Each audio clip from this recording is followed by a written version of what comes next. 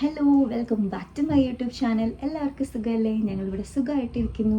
അപ്പോൾ നമ്മളുടെ ഇന്നത്തെ ടോപ്പിക് എന്ന് പറയുന്നത് നമുക്ക് എൻ്റെ ഒരു പ്രഗ്നൻസി ജേണിയിൽ ഫസ്റ്റ് 3 months എന്ന് പറഞ്ഞാൽ ഒരുപാട് സഫർ ചെയ്തിട്ടുള്ളൊരു സംഭവമാണ് ഈ നോസിയ കൊണ്ടും വൊമിറ്റിംഗ് കൊണ്ടും. അപ്പോൾ ഞാൻ ചെയ്തിട്ടുള്ള കുറച്ച് കുഞ്ഞു ടിപ്സ് നിങ്ങളായിട്ട് ഷെയർ ചെയ്യാം. അതിനു മുമ്പ് എൻ്റെ ചാനൽ ആദ്യമായിട്ട് കാണുന്നവരാണെങ്കിൽ ചാനലൊന്ന് സബ്സ്ക്രൈബ് ചെയ്യാൻ മറക്കരുത്. അതുപോലെ തന്നെ നമ്മളെ വീഡിയോ ഇഷ്ടപ്പെട്ടാൽ ലൈക്ക് ചെയ്യാനും കമൻറ്റ് ചെയ്യാനും ഹെൽപ്ഫുൾ ആണെന്ന് തോന്നിയാൽ ഫ്രണ്ട്സിനൊന്ന് ഷെയർ ചെയ്യാനും ശ്രമിക്കാം. Tips to avoid nausea and vomiting. Actually ഇത് തന്നെയാണ് ഈ മോർണിംഗ് സിക്നെസ് എന്ന് പറഞ്ഞു കഴിഞ്ഞാൽ ഇത് തന്നെയാണ് എൻ്റെയും പ്രശ്നം. എൻ്റെ പോലെ ഒരുപാട് പേരെ അലട്ടുന്ന പ്രശ്നമായിരിക്കും ഇത്. എൻ്റെ ഇത് 8th month ആണ്, എന്നിട്ട് പോലും എനിക്കിപ്പോഴും മോർണിംഗ് സിക്നെസ് ഉണ്ട്. പക്ഷേ എനിക്കിപ്പോൾ നോസിയ പൂർണ്ണമായിട്ടും മാറി. പക്ഷേ 2-3 പ്രാവശ്യം എങ്കിലും രാവിലെ വോമിറ്റിംഗ് ഉണ്ട് ഇപ്പോഴും. നമുക്കറിയാം 3 ട്രൈമസ്റ്ററാണ് നമുക്ക് ഈ ഒരു പ്രഗ്നൻസി ടൈമിൽ ഉണ്ടാവുക. അതിൽ ഫസ്റ്റ് ട്രൈമസ്റ്ററാണ് ഏറ്റവും ബുദ്ധിമുട്ട്. എനിക്ക് ഉണ്ടായിരുന്നത് ഏറ്റവും ബുദ്ധിമുട്ടാണ്. ഒരുവിധം 90% ഓഫ് ആളുകൾക്കും ഈ ഒരു ഫസ്റ്റ് ട്രൈമസ്റ്ററിലാണ് ഈ വോമിറ്റിംഗ്, നോസിയ, ചിലർക്ക് കോൺസ്റ്റിപ്പേഷൻ, പലതരത്തിലായിരിക്കും പലർക്കും പ്രശ്നങ്ങളുണ്ടാവുക. അപ്പോൾ ആദ്യത്തെ 3 മാസം, എനിക്ക് 4 മാസം കഴിയുവോളം രാവിലെ മുതൽ വൈകുന്നേരം വരെ ഛർദി, ആ ഒരു രീതിയായിരുന്നു. വെള്ളം കുടിച്ചാൽ വരെ ഛർദിക്കുന്ന ഒരു തരം. ഇഷ്ടമുള്ളത് കഴിക്കാൻ തോന്നും, പക്ഷേ ഇഷ്ടമുള്ളത് കഴിച്ചാലും ഛർദിക്കും, അങ്ങനത്തെ ഒരു അവസ്ഥയായിരുന്നു. നോസിയ എന്ന് പറയുന്നത് നമുക്ക് ഈ നമ്മുടെ ചോറ് കുക്കറിൽ വെന്ത മണം, അതൊന്നും തീരെ, അതുപോലെ തന്നെ മിക്ക മണങ്ങളും പറ്റാത്തൊരവസ്ഥയായിരുന്നു ഈ ഒരു ഫസ്റ്റ് 4 months. അപ്പോൾ ഫസ്റ്റ് ഡോക്ടർ പറഞ്ഞു ആദ്യത്തെ 3 മാസം കഴിഞ്ഞാൽ കുറേ പേർക്കൊക്കെ കുറയേണ്ടതാണ്, എന്നിട്ടും നമുക്ക് വോമിറ്റിംഗ് ഉണ്ടെങ്കിൽ നോക്കാം, അപ്പോൾ ചെയ്യാം അതിൻ്റെ കാര്യങ്ങളെന്ന്. ആദ്യത്തെ ഒരാഴ്ച ഞാൻ വോമിറ്റിങ്ങിൻ്റെ ടാബ്ലറ്റ് എടുത്തിട്ടില്ല, ഫോളിക് ആസിഡ് മാത്രമേ സ്റ്റാർട്ട് ചെയ്തിട്ടുള്ളൂ. പിന്നെ അവിടെ നിന്ന് അങ്ങോട്ട് വോമിറ്റിങ്, തലവേദന, പലതരത്തിലുള്ള പ്രശ്നങ്ങളായി. പിന്നെ ഞാൻ വോമിറ്റിങ്ങിൻ്റെ ടാബ്ലറ്റ് എടുത്തു തുടങ്ങി. ഞാൻ പല വീഡിയോസിലും പറഞ്ഞിട്ടുണ്ട്, ഡോക്സിലാമൻ ടാബ്ലറ്റാണ് എടുത്തിട്ടുണ്ടായിരുന്നത്. ഇൻ കേസ് നമുക്ക് ഛർദി കൂടുതലുണ്ടെങ്കിൽ നമ്മൾ തന്നെ ഡോക്ടറോട് അങ്ങോട്ട് പറയണം. അത്രയും വയ്യാത്തൊരവസ്ഥയാണെങ്കിൽ ചോദിച്ച് മേടിച്ച് ഗുളിക കഴിക്കുന്നതുകൊണ്ട് യാതൊരു പ്രശ്നവുമില്ല. ഡോക്ടർ പ്രിസ്ക്രൈബ് ചെയ്തു തന്ന മരുന്നുകൾ മാത്രമേ ഈ സമയത്ത് നമുക്ക് കഴിക്കാൻ പാടുള്ളൂ. അതാണ് ഒന്നാമത് നമ്മൾ ശ്രദ്ധിക്കേണ്ട കാര്യം. 3 മാസമായിട്ടും എൻ്റെ ഛർദി നിൽക്കാണ്ടായപ്പോൾ 4ാമത്തെ മാസം പകുതി വരെ ഉണ്ടായിരുന്നുള്ളൂ എനിക്ക് പിന്നെ ഛർദി.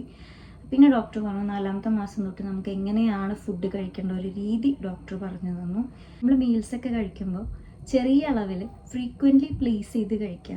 അതായത് ഇപ്പോൾ നമ്മൾ രാവിലെ ബ്രേക്ക്ഫാസ്റ്റ് ഒരു 9 മണി 9:30 കഴിക്കുന്ന ഒരാളാണെങ്കിൽ, നമ്മളിപ്പോൾ ഒരു 4 ഇഡ്ഡലി കഴിക്കുന്ന ഒരാളാണെങ്കിൽ നമ്മൾ രാവിലെ ഒരു 9:30 2 ഇഡ്ഡലി കഴിക്കാം. ഇത് എന്താ വെച്ചാൽ നമുക്ക് വിശക്കും ചെയ്യും.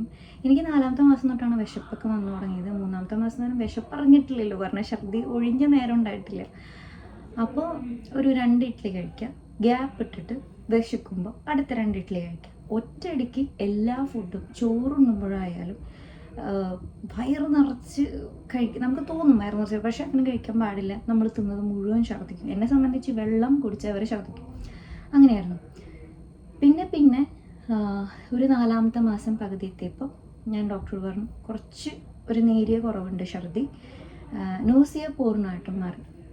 അപ്പോൾ ഡോക്ടർ പറഞ്ഞൊരു കാര്യം, രാവിലെ എണീക്കുമ്പോൾ തന്നെ ജിഞ്ചർ ടീ അല്ലെങ്കിൽ ലെമൺ ടീ വിത്ത് റസ്ക് അല്ലെങ്കിൽ പാർലേജിയുടെ ബിസ്ക്കറ്റ്, അങ്ങനത്തെ വീര്യം കുറഞ്ഞിട്ടുള്ള ബിസ്ക്കറ്റുകളൊക്കെ ഉണ്ടാവുമല്ലോ.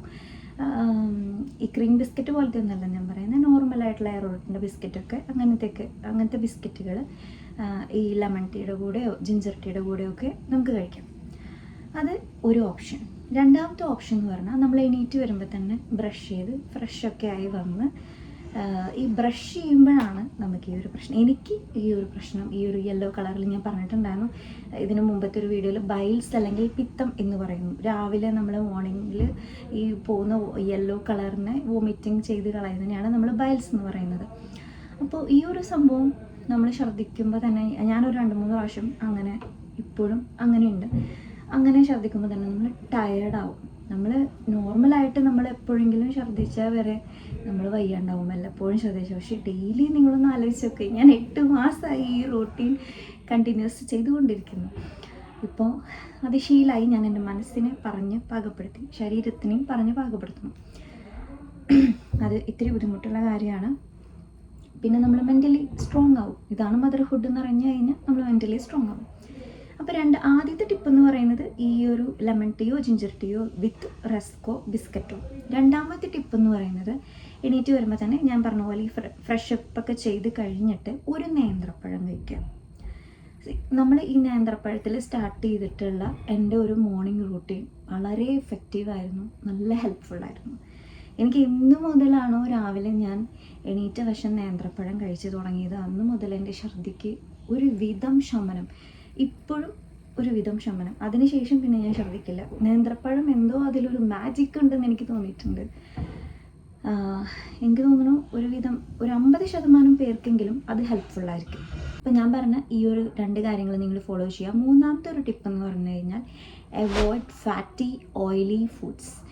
ഓവറായിട്ടുള്ള എണ്ണയിൽ പൊരിച്ച ആഹാരങ്ങളൊന്നും ഈ സമയത്ത് കഴിക്കാണ്ടിരിക്കുക. നമുക്ക് കഴിക്കണമെന്ന് ഭയങ്കര ആഗ്രഹം തോന്നും, പക്ഷെ ഇതൊന്നും കഴിച്ച് നമ്മളെ വയറ്റിൽ പിടിക്കില്ല. കാരണം നമ്മൾ ഓൾറെഡി ഛർദിയിലൊരു ഇതിലാണ്, നമ്മൾ വേവിലാണ് പോകുന്നത്. അതിൻ്റെ കൂടെ നമ്മൾ ഈ ഓയിലി ആയിട്ടുള്ള സാധനങ്ങളൊക്കെ കഴിച്ച് കഴിഞ്ഞാൽ നമ്മൾ തന്നെ ഫോട്ടോ എടുത്ത് ഛർദിക്കേണ്ടി വരും. അതുകൊണ്ട് മാക്സിമം അങ്ങനത്തെ ഫുഡുകൾ ഒഴിവാക്കുക. അതുപോലെ തന്നെ ഞാൻ ചില വീഡിയോസിൽ പറഞ്ഞിട്ടുണ്ട് അവോയ്ഡ് ചെയ്യേണ്ടത് ഈ ഫാസ്റ്റ് ഫുഡ്, അതുപോലെ തന്നെ ജങ്ക് ഫുഡ്, അതൊക്കെ ഈ ഒരു ടൈമിൽ ഒഴിവാക്കുക. പിന്നെ എൻ്റെ ഒരു പേഴ്സണൽ എക്സ്പീരിയൻസ് വെച്ച് പറയാനാണെങ്കിൽ രാവിലെ ഈ ഒരു നേന്ത്രപ്പഴം ഓക്കെ, ചിലവർക്ക് കുഴപ്പമുണ്ടാവില്ല. ഒരു വിഭാഗം പേർക്ക് എനിക്ക് പറ്റില്ലായിരുന്നു. ആപ്പിൾ ഭയങ്കരമായിട്ട് ഛർദ്ദിക്കും. ആപ്പിൾ എനിക്ക് ഇപ്പോഴും കഴിക്കാനായിട്ട് ഭയങ്കര പേടിയാണ്. ആപ്പിൾ എപ്പോൾ കഴിച്ചാലേ ഛർദ്ദിക്കാമെന്ന് പറയാൻ പറ്റില്ല. എനിക്കതുകൊണ്ട് ഇപ്പോഴും പേടിയാണ്, എന്നാലും വല്ലപ്പോഴൊക്കെ കഴിക്കും. അപ്പോൾ രാവിലെ തൊട്ട് ഉച്ച വരെയുള്ള ടൈമിൽ ഫ്രൂട്ട്സ് അധികം കഴിക്കുന്നത് ഒഴിവാക്കിയിട്ട് ഉച്ചയ്ക്ക് ശേഷം വൈകുന്നേരം വരെ നിങ്ങൾ ഫ്രൂട്ട്സ് കഴിച്ചാൽ കുഴപ്പമില്ല. പക്ഷെ രാവിലത്തെ ആ ഒരു ടൈമിൽ നമ്മൾ ഫ്രൂട്ട്സ് കഴിക്കുമ്പോൾ നമുക്ക് ചിലപ്പോൾ എല്ലാവർക്കും ഇത് പറ്റിയെന്ന് വരില്ല, ചിലർക്ക് ഓക്കെ ആയിരിക്കും.